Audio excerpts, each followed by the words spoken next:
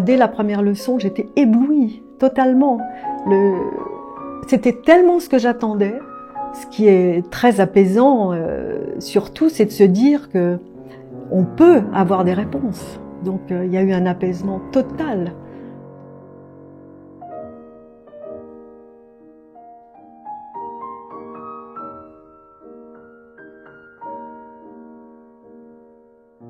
Bonjour Madame Jacqueline Burgess-Monory. Bonjour. Je tiens à vous remercier du fond du cœur d'avoir eu l'amabilité d'accepter cette interview au sujet de Monsieur Jean Fassina. Et également, je suis très honorée que vous ayez accepté de faire partie du comité d'honneur de l'école Jean Fassina. Oui, tout d'abord, je voudrais dire que je suis moi aussi très honorée de faire partie de ce comité. Et parce que pour moi, Jean Fassina a compté tellement dans ma vie. J'ai toujours une émotion énorme à parler de lui, surtout maintenant. Mais bon, je vais essayer de pas me laisser envahir par l'émotion. Mais donc c'est un grand honneur pour moi de parler de lui et j'espère d'apporter ma petite touche à tout ce qui m'a apporté, tout ce qui a changé ma vie en fait. Alors pour résumer ma rencontre avec Jean Fassina, en fait je venais du Conservatoire de Genève, j'ai fait une licence de concert à l'École normale de musique de Paris et en fait j'ai entendu parler d'un formidable professeur au Conservatoire de Genève, Louis Hiltbrandt, qui était en fait l'assistante d'Inou Lipati. Donc c'était une bonne école. Et j'ai passé donc mon prix là-bas. Tout s'est bien passé, mais j'avais certains doutes au point de vue pianistique. C'est-à-dire que bon, j'avais déjà commencé à jouer. J'avais joué à France Musique, fait pas mal de radio, de concerts. Mais moi, je savais qu'il y avait une petite gêne pianistique, même si je la cachais très bien. J'étais très habile, disons, pour cacher, je falsifiais un peu pour la musique. Disons, je m'arrangeais quand les choses étaient trop difficiles. Enfin bon, il fallait vraiment voir ça, être dans ma peau pour voir que moi, il y avait une gêne. Et je me disais toujours, il y a des choses qui me manquent pianistiquement. J'avais des crampes parfois en jouant. Je me souviens, je travaillais la Wanderer Fantasy. Et j'avoue que les octaves, à la fin, j'étais bien contente qu'ils se terminent parce que j'aurais pas pu faire plus. Donc, il y avait toujours en moi cette question, je me disais, mais on doit pouvoir jouer plus facilement. J'entendais des pianistes comme Peraya, qui à l'époque j'avais l'impression qu'ils se fatiguaient jamais et qui pouvaient jouer comme ça des heures non-stop. Et moi, c'était pas mon cas. Alors j'avais toujours un répertoire extrêmement musical, c'est-à-dire je jouais des adagios, des choses un peu toujours l'opus 110, des choses qui demandent une profondeur, mais je savais quand même que les préludes de Chopin, par exemple, ou un répertoire un peu plus difficile, j'aurais du mal. Donc, quand je suis rentrée en France, je me suis posé toutes ces questions. J'ai participé à un concours et j'avais déjà entendu parler de Jean Fassina avant ce concours. Et on m'avait dit beaucoup de choses contradictoires sur Jean Fassina, comme quoi c'était un peu un gourou, qu'il fallait faire attention, qu'il avait repris des grands pianistes à zéro, pour qui il se prenait. Enfin bon, bref, j'étais déjà intriguée par tout ça. Et il se trouve que quand j'ai passé ce concours à Lisbonne, où je suis pas allée en finale, mais ça a été très intéressant parce que j'ai entendu une de ses élèves, Myriam Birger, et qui, elle, est allée en finale. Bon, ça a été compliqué à la fin avec son prix, parce qu'il y a eu un petit peu des petites choses qui se sont passées au concours. Et en fait, quand je l'ai entendu jouer, j'étais éblouie par son jeu, le son surtout, la longueur de son incroyable. Enfin, je me suis dit, c'est ça que je voudrais avoir ce son-là. Et je la voyais jouer sans effort, j'étais complètement éblouie. Bon, et comme à la fin du concours, elle a eu quelques ennuis parce qu'il y avait eu des petites magouilles, disons. On m'a demandé un peu mon avis et j'étais la seule Française à être restée. Et du coup, j'ai apporté un peu mon soutien à Myriam Birger. Et pour me remercier, elle m'a dit, mais écoute, j'aimerais que tu viennes à Paris et je te ferai rencontrer Jean Fassina. Et j'avoue qu'à ce moment-là, je lui ai dit, mais j'ai tellement entendu parler de lui, et comment est-ce que c'était pour toi? Elle m'a dit, écoute, c'est une renaissance, je lui dois tout dans mon jeu pianistique. Alors, je pouvais pas mieux avoir comme réponse, et du coup, à Paris, effectivement, elle a organisé un pot chez elle où j'ai rencontré Jean. Et je lui ai dit tout de suite, ben voilà, j'aimerais venir vous jouer quelque chose parce que je me pose certaines questions. Et c'est comme ça que j'ai fait sa connaissance et ça a été le début d'une aventure extraordinaire, voilà, qui a changé ma vie sur tous les plans. D'accord. Donc vous avez après bien connu Monsieur Fassina, j'imagine. Quelle est la première chose qui vous vient à l'esprit lorsque l'on parle de lui? Il me vient tellement de choses à l'esprit quand je parle de lui, parce qu'en fait l'affectif n'est jamais loin, évidemment, parce que j'ai une relation tellement proche, surtout aussi après avoir travaillé avec lui, que jusqu'à sa mort, enfin j'étais très très proche de lui. Ce qui me vient à l'esprit, c'est peut-être la joie. La joie, il était drôle, il aimait... tout se faisait, enfin il y avait un côté ludique et oui c'est son rire qui me vient à l'esprit.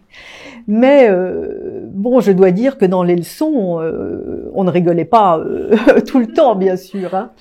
Et ce qui m'a frappé dès les premières leçons, parce que bon, on m'avait dit oulala, tu verras, c'est difficile. Tu vas pas jouer pendant, je sais pas, 6 mois. Mais en fait, moi, dès la première leçon, j'étais éblouie totalement. C'était tellement ce que j'attendais. Je veux dire, la première leçon, le fait d'apprendre à s'asseoir sur un tabouret, j'avais jamais entendu ça. Personne ne m'avait parlé de ça. Et du coup, j'ai trouvé ça a été facile de faire ce travail avec lui parce que c'était exactement, il apportait les réponses à toutes mes questions. Et ce que je trouve extraordinaire chez lui, c'est que c'est la première fois que j'ai vraiment vu ce que voulait dire le respect. Le respect dû à la compétence, aucune autorité, une patience d'ange. Et ça, c'est incroyable, parce que j'avais toujours imaginé, enfin j'avais toujours eu quand même des professeurs où il fallait être un petit peu, disons qu'il y avait une barrière quand même entre l'élève et le professeur, et là c'est la première fois qu'il n'y en avait aucune. C'est-à-dire que on pouvait poser toutes les questions, c'était comme si je parlais à un grand ami, et c'était vraiment une relation de confiance totale, et ça j'ai jamais vu ça. Donc ça a été une révélation pour moi aussi sur le plan humain, et ça a changé même ma manière de voir l'enseignement, parce que j'ai compris ce que c'était vraiment que l'enseignement, et c'est plutôt une transmission où il doit y avoir une confiance totale. Et ça, je crois que lui était le grand maître de ça. Et ça a changé toute ma vie et mon enseignement, parce qu'à l'époque, j'enseignais bien sûr, j'avais une classe, d'ailleurs quand je suis rentrée de Genève, j'ai tout de suite eu une classe au conservatoire de Châtillon, en l'occurrence, mon premier poste, et évidemment, quand un élève avait une difficulté, je savais pas trop comment m'y prendre, et j'essayais bien de trouver des choses à dire musicalement, mais bon, ça c'était limité. Et dès mes premières leçons avec Jean, je dois dire que mes premiers élèves ont été les cobayes. Parce qu'en fait, j'ai fait cet enseignement pratiquement en même temps que moi, j'apprenais aussi de mon côté. Et ça a été, disons que j'ai fait une recherche parallèle avec eux, et ça a été extraordinaire avec eux aussi. Donc, ce qui est très apaisant, surtout, c'est de se dire que on peut avoir des réponses. Donc, il y a eu un apaisement total. Donc c'était une joie d'enseigner, mais enfin peut-être que j'anticipe par rapport aux autres questions qui vont venir, mais voilà, ça a été une grande révélation. Et quelles ont été les différences majeures qui vous ont marqué le plus dans l'enseignement de Monsieur Fassina par rapport aux enseignements que vous avez pu connaître auparavant? Écoutez, il y en a quand même beaucoup. Il y en a beaucoup. Mais je dois dire, ce qui est formidable, ce que je pourrais dire, parce que beaucoup d'amis, avaient très peur que je perde ma nature, par exemple. Ils m'ont dit oh là là, mais à force d'apprendre, de chercher comment tu mets ton deuxième, comment tu mets le pouce, où va être l'inspiration musicale dans tout ça? Et je dois dire que jamais j'ai senti que je perdais mon inspiration, et ça, je trouve que faudrait le dire à beaucoup de pianistes qui ont peur de ça. C'est pas vrai, on perd jamais sa nature. Donc déjà, j'ai jamais eu l'impression d'abandonner quoi que ce soit, enfin de me perdre dans ce travail. Bien au contraire. Je veux dire, comme ce travail consiste à libérer le corps, à libérer toutes les tensions inutiles, on joue encore mieux, je veux dire, donc sans perdre sa nature profonde musicalement. Mais pour en revenir à son enseignement, ce qui a changé évidemment, jamais on m'avait parlé de la main, jamais on m'avait parlé de la morphologie de la main, jamais on m'avait parlé du pouce. Et ça, je crois que s'il y a une chose que je devrais retenir de l'enseignement de Jean Fassina, c'est peut-être ce pouce. Parce que jamais on en parle comme ça. Je veux dire, de savoir où il commence et où... ça, c'était une révélation incroyable. Et surtout, comment ce pouce peut coincer tous les autres doigts. Donc, déjà, c'était, je pense... Voilà, il y avait ça, excusez-moi, mais je peux pas parler de Jean Fassina sans que les larmes soient tout près. Mais voilà, la morphologie de la main, jamais on m'avait parlé de ça, comment s'asseoir au piano. On parle des doigts, très souvent en France, ou alors à Genève, je peux pas dire qu'on ne parlait que des doigts, on parlait bien sûr de la musique, mais on n'apprenait jamais comment on faisait les choses. Et ça, c'était incroyable, parce que tout de suite, on a l'impression que tout devient clair. Et rien n'est brusqué, enfin, tout était différent, bien sûr. Je me suis assise différemment, même dans ma vie, toute la posture change. Je veux dire, je pense toujours à Jean quand je me tiens, parce que j'espère que je me tiens bien droite. Mais c'est une révélation sur le plan physiologique total. Donc, oui, tout était différent et c'était sans fin. Enfin, moi, j'ai tout de suite senti que c'était juste, et j'avais tout de suite envie de faire participer, évidemment, beaucoup de pianistes qui souffrent, et il y en a beaucoup. Pour moi, effectivement, je vais dans votre sens, parce que je trouve que M. Fassina était l'un des rares maîtres qui était capable d'expliquer étape par étape, de façon limpide, le mouvement nécessaire à l'expression du son. Quelles ont été vos impressions à ce sujet? C'est-à-dire qu'il y avait cette recherche de cohérence parfaite entre l'esprit et le corps chez lui, qui était constante. Oui. Mais oui, c'est un tout finalement. Hein. Je veux dire, ce que je trouve extraordinaire, surtout dans l'enseignement de Jean Fassina, c'est qu'on commence justement par le corps. On commence par abolir toutes les tensions inutiles. Ça, personne ne le fait, parce je veux dire, ça prend un temps fou d'abord. Ça, c'est vrai qu'il faut une patience d'ange qu'il avait, et comment. Parce qu'il faut être vraiment dans chaque muscle de l'élève. Donc parfois même, je me souviens, j'avais une difficulté dans un doigt et il disait ah ben non, là c'est ton orteil. Enfin ça avait rien à voir avec. Donc il faut vraiment avoir une connaissance, presque sentir la personne qui est là. Donc et je trouve extraordinaire de commencer par le corps et le son. Comme vous le dites, le son peut découler, le son libre, parce que c'était en fait ça. Un son naturel et libre ne peut découler que d'un corps libre aussi. Donc c'est ça que je trouve extraordinaire. Et évidemment, c'est très difficile à enseigner dans un conservatoire parce qu'il faut avoir du temps pour le faire. Évidemment, c'est plus en privé, on a plus, il y a moins d'échéances, donc c'est plus simple. Mais le son, c'est cette manière de produire le son et surtout l'écoute de la résonance. Je crois. Alors ça, c'est une des choses dont j'avais jamais entendu parler, parce qu'on a tous une écoute, évidemment, mais de produire le son et d'écouter jusqu'au bout, c'est déjà, il faut un calme incroyable. Et c'est déjà un plaisir. Donc le son est libre, jamais dur et tout ça, mais ça vient de loin. C'est-à-dire qu'on apprend, le son ne vient pas tout de suite comme ça d'un coup, on met pas sa main au piano et boum, miracle. Donc tout ça, je trouve déjà cette liberté, ce calme, fait que quand on met sa main au piano déjà, on est complètement détendu et le son qu'on produit a une énergie d'autant plus grande qu'il n'y a aucune tension.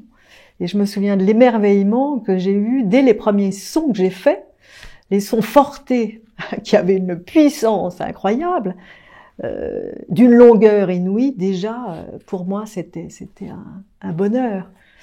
Et ça, je pense que on a une autre écoute après tout ce travail. Et comment ça se passait le travail avec lui pour vous au fil des années? Qu'est-ce que cela avait révélé sur votre identité en tant que pianiste? C'est une vaste question. Écoutez, mon travail avec lui, comme je vous le disais, était passionnant. Je suis jamais sortie des cours démoralisée, surtout comme en plus on pouvait lui poser toutes les questions si on n'avait pas compris. Donc à chaque fois il venait d'autres questions, donc c'était sans fin, je veux dire. Et tant qu'on n'avait pas compris, il revenait là-dessus. Donc mon travail était très facile, je veux dire, avec lui, très facile. Bon, j'ai eu certaines difficultés dans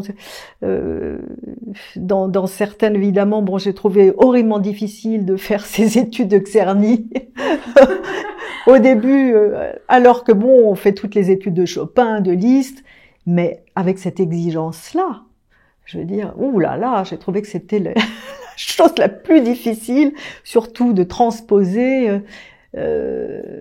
C'était d'une telle exigence que surtout d'arriver au non-effort, quoi. Donc ça, arriver à jouer sans qu'il y ait une crispation des pieds à la tête, c'est extraordinaire.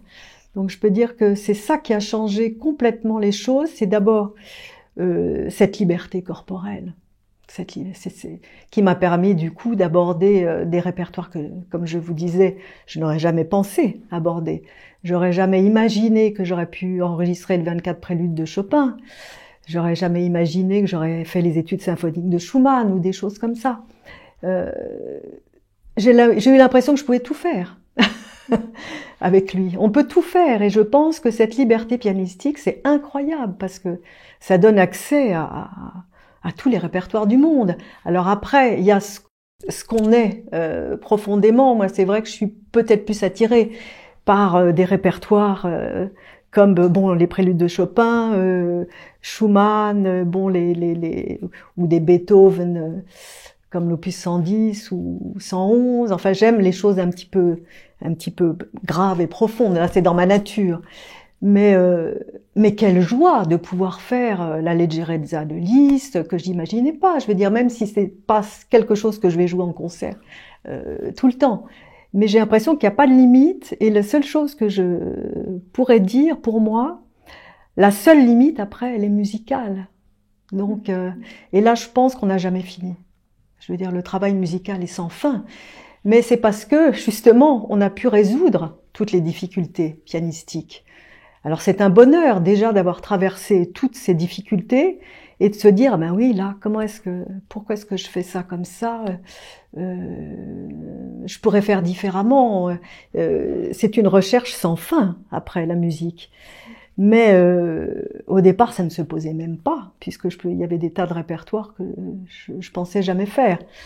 Alors déjà ça, c'est extraordinaire. Et je lui en suis tellement, tellement reconnaissante. Et Monsieur Fassina était passionné par l'enseignement. Qu'est-ce que l'enseignement pour vous? Ah, écoutez, l'enseignement, c'est la transmission. Et pour moi, quand on a eu la chance de recevoir un tel enseignement, mais on a envie de le faire connaître au monde entier. Je dirais que ça m'a donné envie d'aider énormément de pianistes qui souffraient. Alors je dois dire que j'ai envie plus d'aider, disons, les musiciens.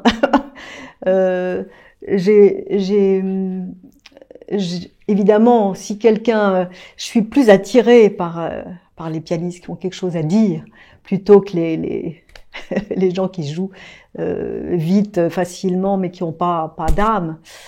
Donc je trouve que ceux-là, souvent d'ailleurs les pianistes qui ont quelque chose à dire, sont ceux qui ont souvent le plus de tension physique. Donc j'ai évidemment, j'adore enseigner. Et ça m'a surtout appris à aimer l'enseignement, parce que au départ, comme je vous le disais, quand j'avais un élève, parce que j'ai pas eu toujours des élèves brillants, hein, et c'est pas le but d'ailleurs, mais j'ai eu un peu tous les niveaux, même dans les petits niveaux, c'était une révélation, parce qu'on peut toujours apprendre quelque chose, et surtout on sait qu'on va pouvoir apporter une solution. Parce que souvent, quand un élève vient vous voir et puis qu'il n'y arrive pas, c'est vrai qu'avant, il y avait certaines choses, je me disais, qu'est-ce que je vais pouvoir faire? Alors évidemment, on montre, enfin, comme beaucoup de pianistes, on a tendance à se mettre au piano, mais on peut pas expliquer vraiment. Tandis que là, on sait qu'on va pouvoir. Et ça, quel je vais dire, apaisement. Donc, c'est une joie d'enseigner, parce que même à tous les niveaux, on peut communiquer, même quand les gens sont pas très très doués, il y aura toujours une base.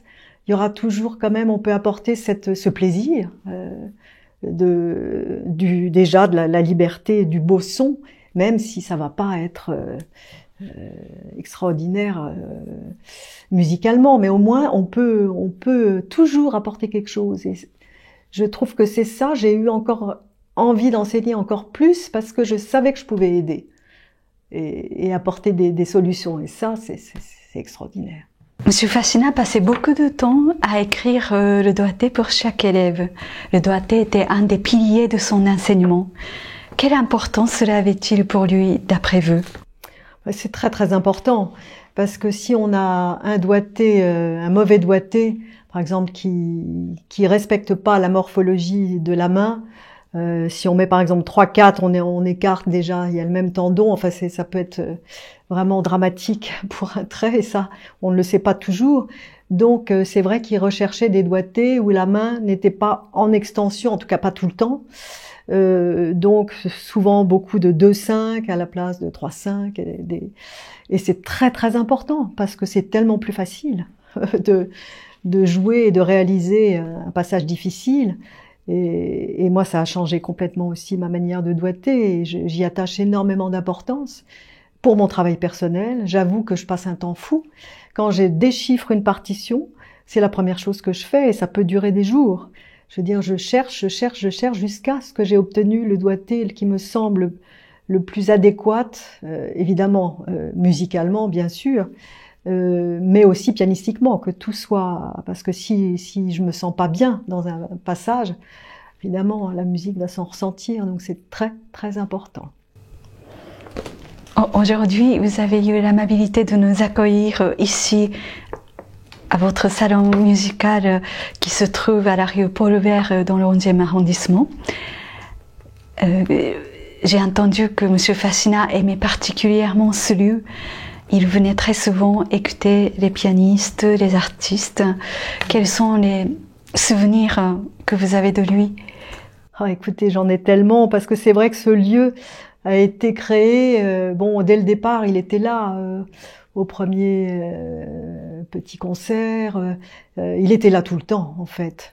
Et je dois dire que je l'attendais à chaque fois avec une impatience, même si j'avais toujours un petit peu peur de son jugement, parce que comme il avait une telle exigence, parfois je ne pouvais pas savoir s'il allait aimer ou pas, parce que surtout j'ai voulu aussi créer un peu ces rencontres musicales, dans le but aussi de donner leur chance à des jeunes pianistes que moi j'aimais beaucoup. Donc j'essayais évidemment de faire venir des pianistes qui avaient quelque chose, enfin qui comptaient pour moi. Donc c'était toujours une grande appréhension qu'ils viennent. Vu que souvent ils disaient les choses, ils pouvaient pas s'empêcher de pas montrer s'ils aimaient ou pas, je dois dire. Donc j'avais toujours un petit peu peur parce que comme vous voyez le lieu n'est pas grand, mais je dois dire que c'était toujours très très enrichissant et tout ce qu'ils disaient évidemment était juste. Et je dois dire qu'il faisait attention quand même à pas s'emporter s'il avait été moyennement content. Mais et il aimait beaucoup aussi les après-concerts parce que c'est vrai qu'on se retrouvait autour d'un pot et j'ai des souvenirs formidables d'une de mes élèves qui avait aussi qui chante des chansons de Barbara et qui avait chanté une chanson qui s'appelait Que vous êtes beau. Je ne sais plus de quelle chanson exactement, de quelle compositrice ou compositeur il s'agit, mais Jean était tellement comme si c'était sa chanson. Il adorait ces après-concerts qui étaient très conviviaux et on riait beaucoup. Voilà, quand je pense à Jean Fassina, vous voyez, j'entends encore son rire.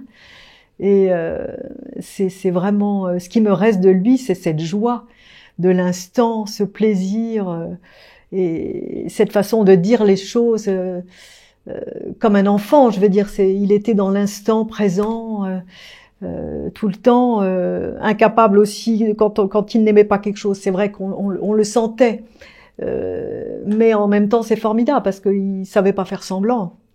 Et on a passé tellement de moments extraordinaires ici. Et il me manque beaucoup, puisque à chaque petit concert, j'attendais, je le guettais avec appréhension, comme je disais souvent. Mais pour moi, la soirée n'était pas la même. Et maintenant, c'est vrai que c'est beaucoup plus dur qu'il soit pas là. Je vous remercie beaucoup, Madame Burgess-Monory, de nous avoir accordé votre temps à cette interview. Merci beaucoup de m'avoir permis d'exprimer tout ce que je dois à Jean Fassina.